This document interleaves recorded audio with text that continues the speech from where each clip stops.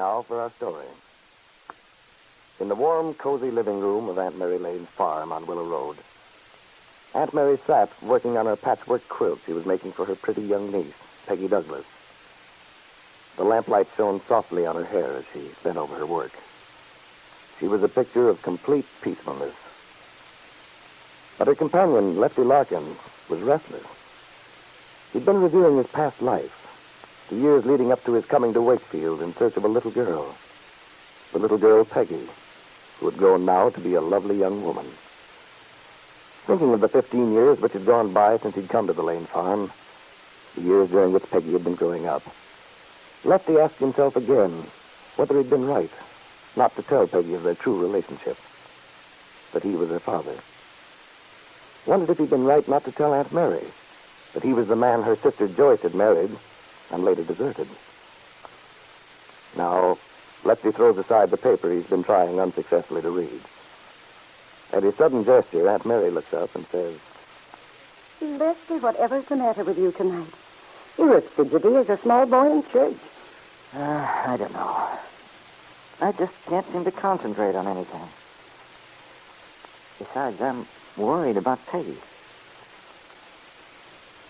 I wonder why she stayed in town.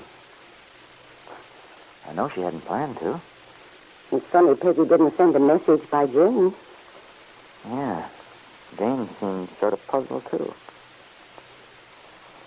She just said that Peggy told her there was something she had to do, that she'd come home alone later. Well, I wouldn't worry about it. It's only 8:30. She'll probably be along any minute. I hope so. Oh, by the way, there's a letter for you. Is there? Oh, aren't you interested?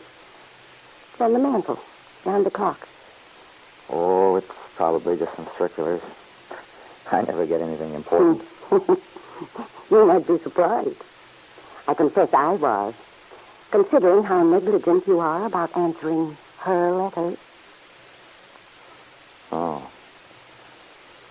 So I got a letter from Dell Shipley. Mm-hmm. I always know Dell's handwriting. She has such a strong, forceful way of writing. Well, now that you know it's not an advertisement, aren't you going to read it? It'll keep. I'll look at it later. Well, gosh, Aunt Mary, don't look at me like that. As if I'd committed a crime or something. Well, Lefty, if doing Dell an injustice can be considered a crime, then you have committed one. Holy smoke. If Dell wants to keep on writing to me when she knows the way I feel, well, all I can say is that it's her funeral. I can't do anything about it. But, Lefty, you shouldn't hold it against Dell that she misjudged Peggy over that trouble in Chicago. After all, you know, it did look from the standpoint of circumstantial evidence as though Peggy had something to do with Conley's death. Dell should have had more sense than to think a girl like Peggy would have anything to do with a thing like that. But, Lefty, Dell didn't know Peggy the way we know her. And all Dell was concerned about was protecting you. She didn't want you to sacrifice yourself. And now you're making her pay for her loyalty to you. Loyalty, my eye. That's just exactly what it is. A very deep, loving loyalty. Well, she's wasting it.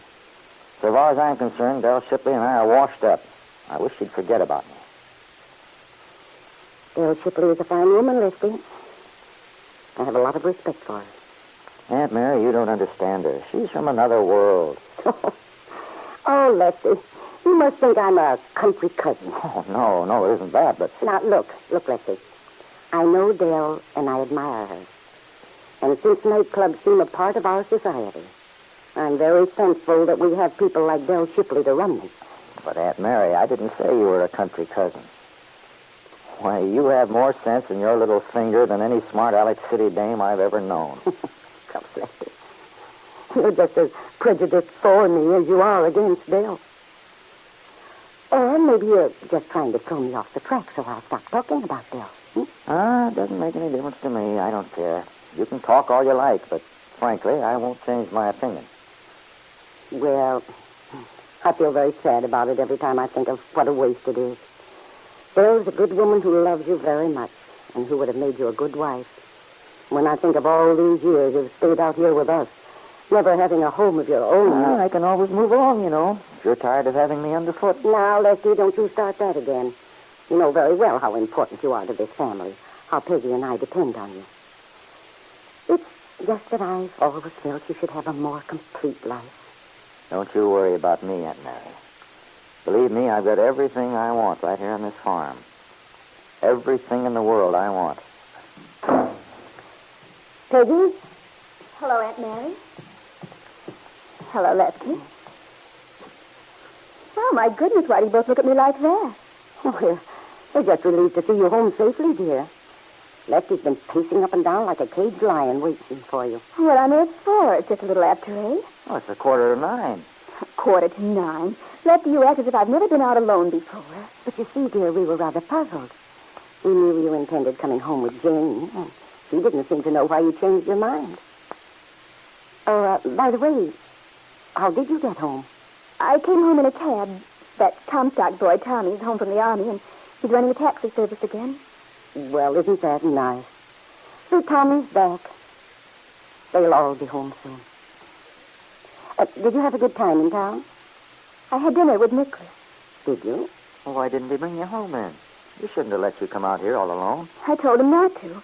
He'd just have had to ride out and then ride back. And we'd said everything we had to say. Aunt Mary, Lefty, Nicholas and I are going to be married the 1st of next week.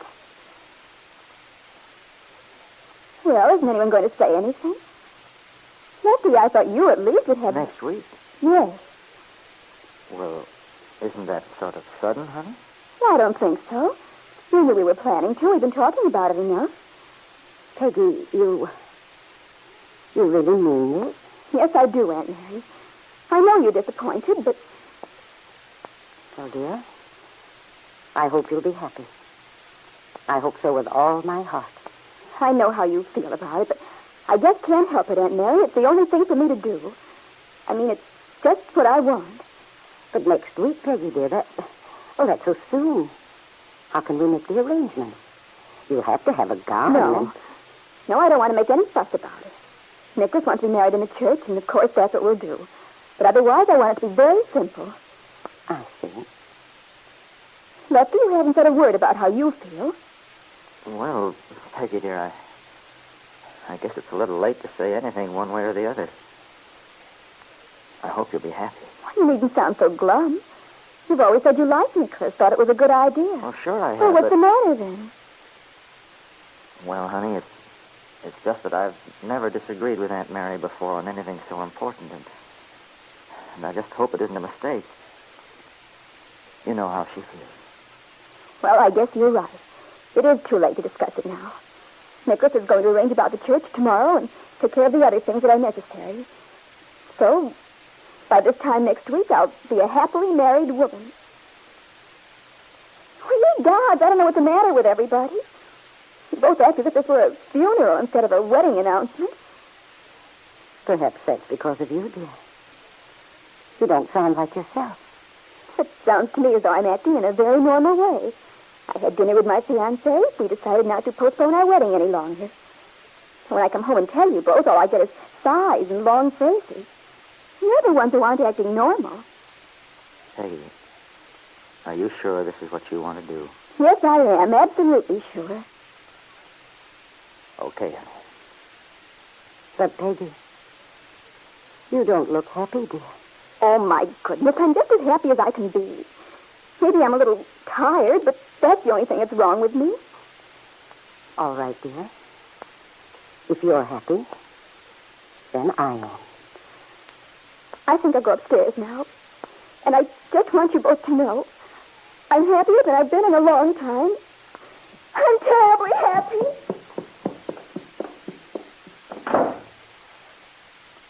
Oh, Lefty.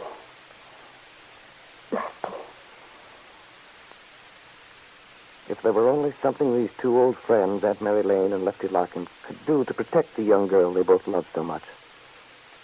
Always before, there'd been a way to help Peggy out of any situation in which she'd found herself. This time, they both realized with heavy hearts there was nothing more they could do if she insisted on going ahead. But neither could forget the look of absolute desperation in Peggy's face as she'd said, "I'm happy. I'm terribly happy."